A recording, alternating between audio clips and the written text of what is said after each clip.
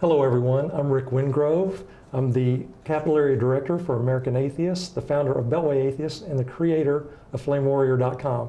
To my left is Dr. Elizabeth Cornwell, evolutionary psychologist and Executive Director of the Richard Dawkins Foundation. And today we'll be talking about evolution. Dr. Cornwell, what exactly is an evolutionary psychologist? Well, I can tell you one thing about being an evolutionary psychologist. You can talk about your mother all you want, and I won't tell you what's wrong with you. But what an evolutionary psychologist actually does is just simply look and examine human behavior from an evolutionary perspective, applying the laws of the theory of evolution as proposed by Darwin and, of course, others later on. And humans, like every other living organism on this planet, have in fact evolved, and part of that evolution is our brain. And so trying to understand how humans may have come about with certain behaviors and is an interesting part of what we do. Okay, thank you. Evolution is an important subject to atheists, and I have a quote I want to read. Why not frankly admit the creation story to be a Hebrew myth, a work of imagination, a production of fancy before the birth of knowledge? And when we look beyond our solar system into the mighty universe of other suns and planets, we see that the cosmogony of Genesis is a dream of childish ignorance. That was written by George William Foote in Bible Romances in 1900. Some say that religion is mostly harmless and that the privately held beliefs of individuals are of no consequence, that they don't really hurt anyone. Fine, but the problem is that the adamantly religious feel entitled, even required, to inflict those beliefs on others by any means. When that happens, these beliefs become disruptive, damaging, oppressive, and even deadly. If history has a lesson for us, it is that no one likes having someone else's religion shoved down their throat. You know, science got a good start a couple of thousand years ago around the Mediterranean. Then Christianity imposed an absolutist ideology that buried science for 1,000 years. And Islam has not helped. The Arabs invented algebra, they invented astronomy, they invented the number 0. And then the clerics got on top. Science died, women wear burqas, and atheists can still get beheaded on this planet in this century.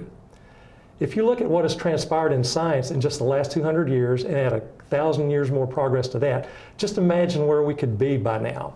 I would have an anti-gravity belt that runs on AA batteries and has lunar range. But alas, there are still people in positions of responsibility in this country and in this century who believe in gods and witches and demons. To me, one of the most evil and stupid things that religion does is to demand acceptance of the ridiculous biblical creationism mythology as objective fact. It serves to highlight the difference between science and Bronze Age superstition, and is perhaps the most obvious example of the intrinsic anti-intellectual bias of religion. And why do fundamentalists push creationism so hard? Their very belief system is married to it. It is existential for them. And it's as simple as this. If evolution is true, then the literal Bible is dead. And it's not just about fossils or how many animals can fit on a boat. Evolution is fatal to the concept of original sin upon which Christian doctrine is founded. So rather than acknowledge the science, they're forced to deny any fact that contradicts their core beliefs based upon an ancient urban legend concocted by men who thought the earth was flat. And because these inconvenient and ruinous facts are based upon science, science must be vilified and treated as if it were a monstrous plot to send people to the eternal hell of Christian mythology. By extension, education and educators are treated as villains and are abused and demonized from the pulpit. Books, and sometimes even people, get burned. History provides ample warnings about those who must destroy knowledge to advance their own ideology. They are the true villains of history. So on one side of this debate, we have the biblical creationism fable, one of many origin myths that were invented in prehistory by people who could only guess about the workings of the universe, and for whom a sharp rock was the height of technology. Creationism is exactly as scientific as witchcraft, astrology, or the reading of chicken entrails. It is obvious mythology and unsupported by a single fact. One thing it ain't is science. On the other side of the argument, we have evolution, which is real science practiced by real scientists and based entirely and necessarily upon reality. Evolution is supported by reason and experimentation, by observation, and by a fossil record the size of a planet. It is factual, testable, falsifiable, and contains billions of consistent data points. It is the underlying and unifying foundation for the biological sciences. It is not even remotely in dispute among real scientists on this planet. It is how we got here. And yet the creationists persist in their concerted and determined effort to destroy science and supplant it with the biblical creationism myth. And they're not without some success. More than 40 years after we last walked on the moon, more than half of Americans believe in the creation fable over the science. That is worse than any other industrialized nation, and it's just plain embarrassing. Biblical creationism is not merely a quaint tradition. It serves to undermine the educational system and even the future of this country. And this has gone way beyond privately held beliefs, and it is of great consequence to us all. So if you want to try to force this ridiculous fable upon the unconvinced and the unwilling at taxpayer expense by force of law in place of science in my public schools, it is perfectly reasonable to demand to see some proof that creationism is something more than a religious wet dream. So if history has another lesson for us, it is don't get your science at church. You're just simply not going to get good science from people who have a vested interest in the destruction of science. Elizabeth, Darwinism is really a pretty simple thing. It's about variation and selection. Can you talk about the basics for us? Yeah, there's basically the theory of natural selection, as Darwin introduced it, is primarily based on three simple things. Individuals vary, and that's we can witness just among, looking at your friends, we look somewhat different. Some individuals are going to be better suited to their environment. And those individuals who are better suited to the environment are going to outlive and outreproduce those who are not suited to their environment. But those traits need to be heritable. That's key. It's that the fact that the trait that benefits someone in the environment, in the current environment, needs to be inherited by offspring. And that's how simple it is. And I think it's because of that simplicity that so many people just really don't get it. Yeah, it's really very simple. And yet a lot of people just don't get the basics. And I know you get a lot of weird questions about it from your students. What are some of the arguments you get from students? There are many, and I have sort of a favorite five that I'm going to talk about. And one of them, of course, and I'm sure many of you have heard this, is, if humans descended from monkeys, then, hey, why aren't humans still being born from monkeys? That doesn't even require a response. Anyone that has a basic understanding of how evolution works knows that that's just nonsense. Another argument is irreducible complexity. Now that takes a little bit longer to try to bat down, and we can talk about that a little bit, but that also has been shown to be a ridiculous argument. And there's also the fact that a lot of people want to say that evolution is random. And if something's random, how could it possibly produce something that is complex? And that's not true either. The fact is, it's non-random. Evolution is non-random. And of course, there's the missing link. The missing link, of course, when you find transitional fossils, then all they need to do is say, well, where's the missing link between the two fossils? And this myth of a missing link is actually quite pernicious, and you will find it in media, and you'll find people saying it who actually even believe that evolution is true. So we have this issue of using the term missing link that is a misnomer. And then my absolute favorite, number one argument, stupid argument about evolution is from the banana man. So, of course, behold, the banana, the atheist's worst nightmare.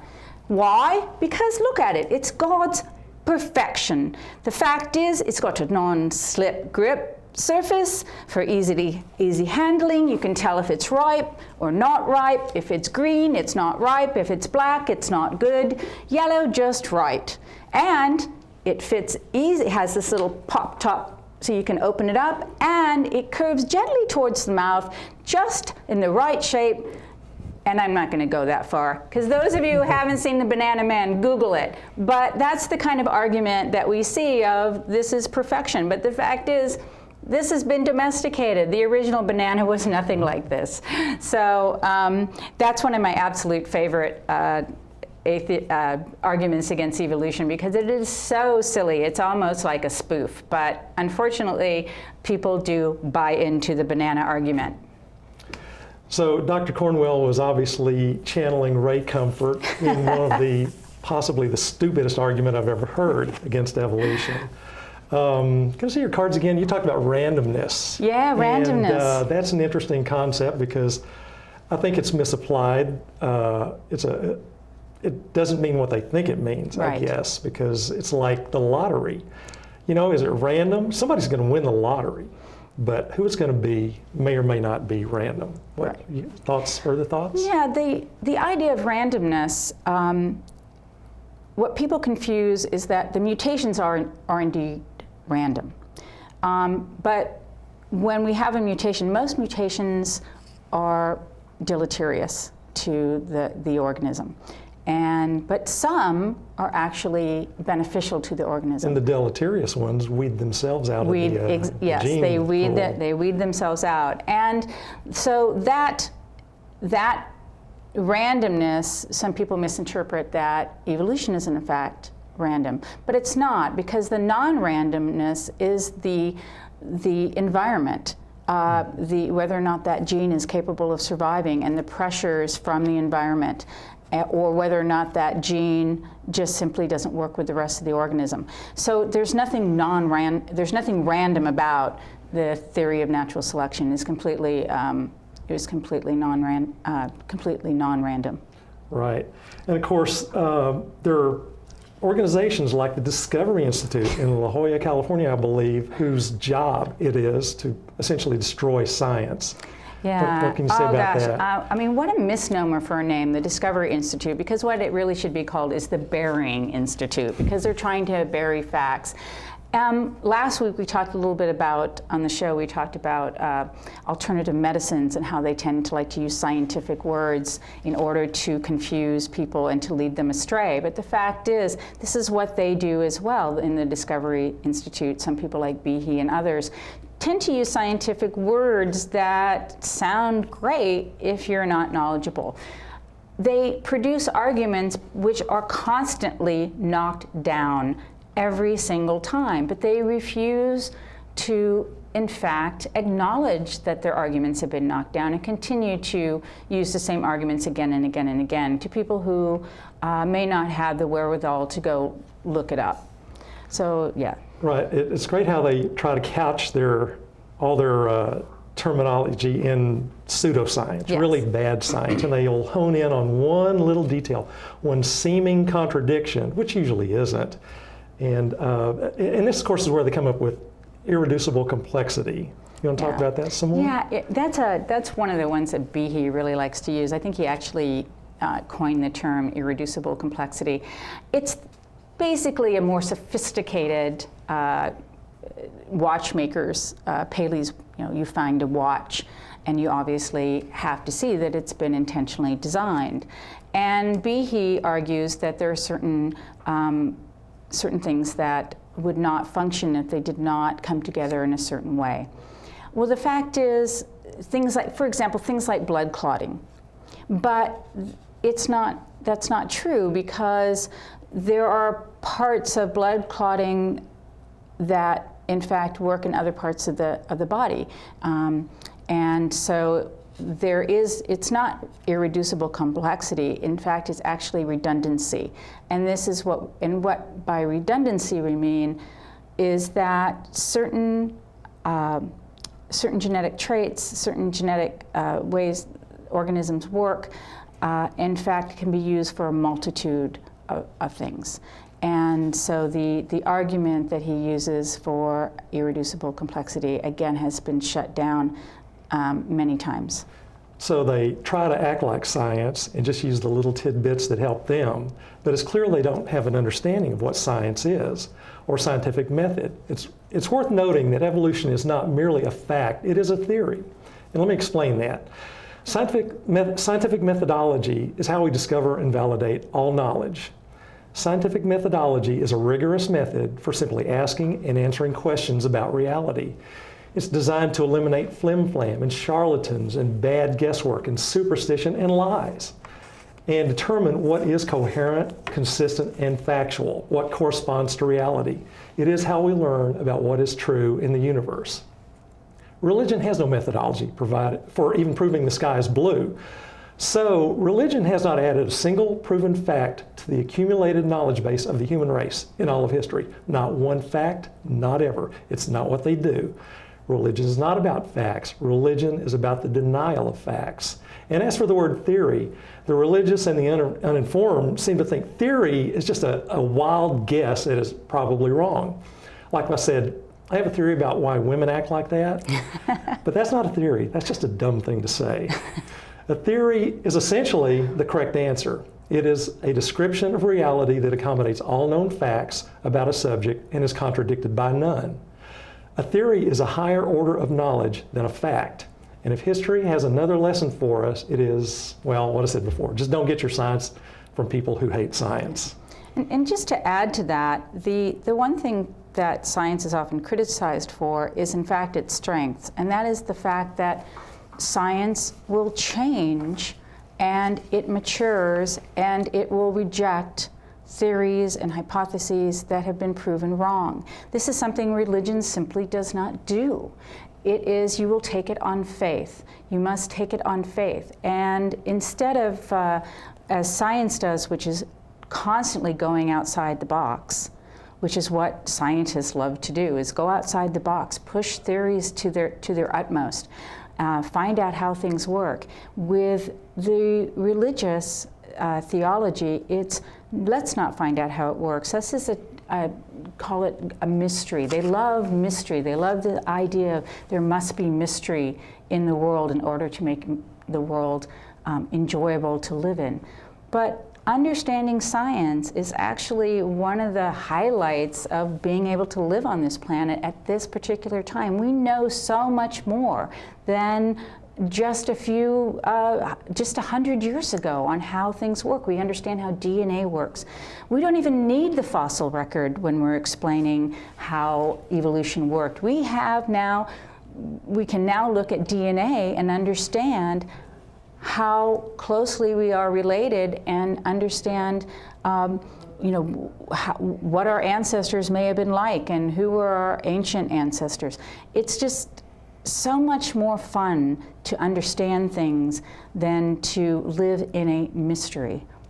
And you bring up an interesting difference between science and religion, and that is how they approach knowledge. In religion, of course, they have their answers. They start with their answers, and they're pretty strict about keeping those. And for most of the last 2,000 years, they literally had a license to kill those who didn't agree. Right. Now, if you've got a license to kill for 2,000 years, you can get people to go along with your ideas pretty well. Science, on the other hand, when a theory is shown wrong, when one fact crops up which contradicts a theory, that theory is either dead or it has to change. So it's an ongoing process. It is, if I may, an evolutionary process. It is. Theories do evolve, and they continue to reflect reality as much as possible, and if they don't, they must change. Yes, and that's, for scientists, it's finding out what isn't known that's exciting. And if someone were able to disprove the theory of natural selection as proposed by Darwin, they would not be quiet. Scientists are often accused of this great cabal of keeping all the secrets, and yes, we really do disagree about evolution, but we won't say it. That's just rubbish. Someone would be the most famous scientist in the world if he or she were able to disprove the theory of natural selection. It just hasn't happened. There are changes to how we understand its significance and how it works, and the minutiae of evolutionary theory, but the basic theory that Darwin laid down, which is a testament to his absolute genius, is in fact that the theory still stands, and it's an exciting theory, and it's something that every child could actually learn. And one of the things that I find so upsetting is that children are denied this, and to me that seems nearly criminal. To deny a child the ability to look at his or her world and be able to explain things from a theory that a child of 7 or 8 could begin to understand, and to deny that because of religion feeling threatened, that's criminal. But we do need to educate on evolution, and certainly on the scientific method and on the meaning of the word theory, so people don't, when they hear the word theory, they don't automatically dismiss it as just crazy guesswork. So I recently called one of the school districts here and asked, do they teach creationism or do they teach evolution? She says straight up evolution in their science classes. Of course, some school districts have to attenuate their teaching somewhat and are a little reluctant to use the word evolution, but they still try to do the right thing. And I think that is, from my view, I think that is the majority of school districts in this country. Do you have any statistics at all or thinking on that?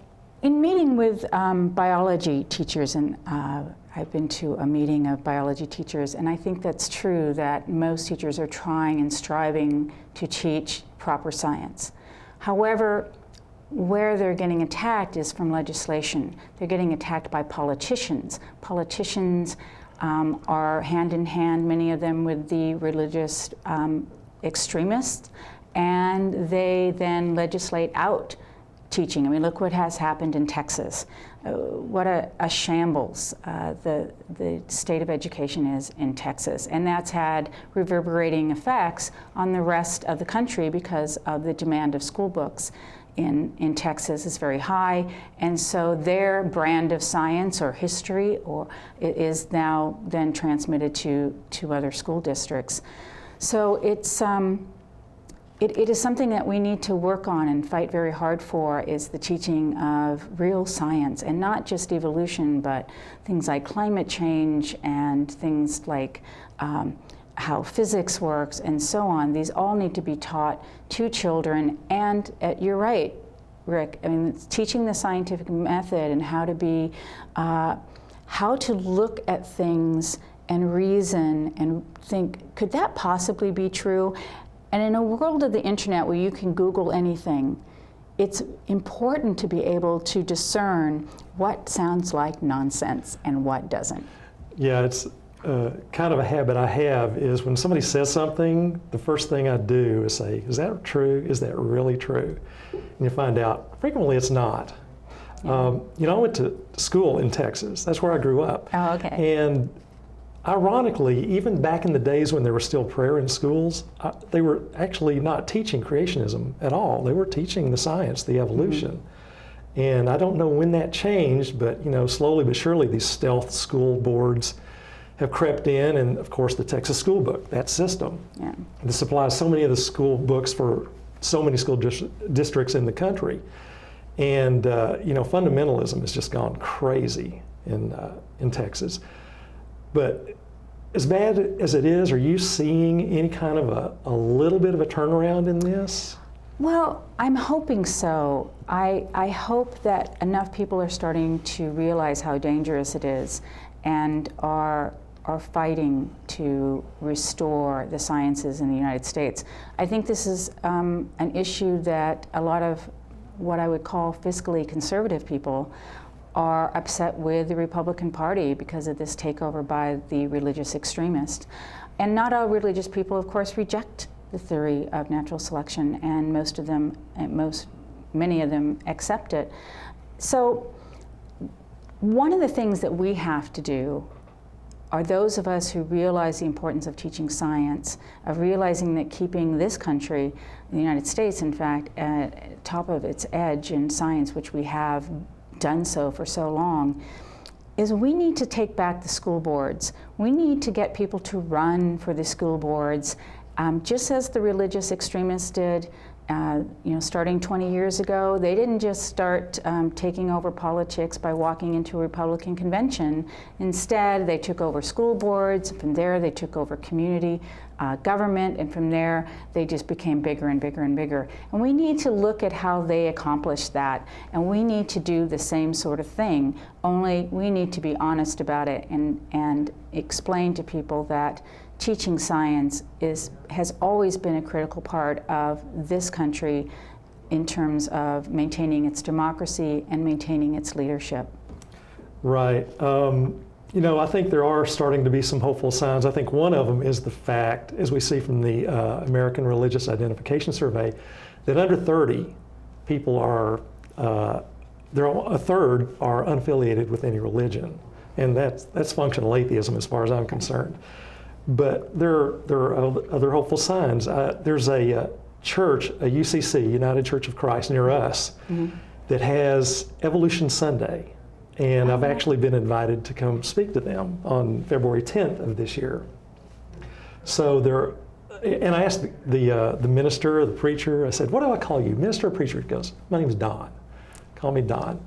And I believe the man is actually an atheist. But the fact that they do this, they clearly acknowledge this. And I said, you're kind of a liberal congregation. He says, no, we're not liberal, we're radical. So, I like that. And I mean, there are other signs. And of course, going back to Supreme Court cases which do support us, Edwards v. Aguilar, 1987, a Louisiana case, which basically said creationism is religion. It is a thinly veiled attempt to teach religious doctrine under the guise of science in the classroom, science classrooms. But the fact is that creationism isn't even a theory. As I've heard people in science say, it's not even wrong because it's not playing in the same game, so it's not even wrong. But there's Edwards v. Aguilar, and I believe it was just recently, also in Louisiana, a school district has utterly rejected teaching of creationism, which I know there are forces in that state still trying to impose that. And as much progress as we make, we see things like the Creationism Museum in Kentucky. Have you been there yet? No, I haven't. I won't give my money away.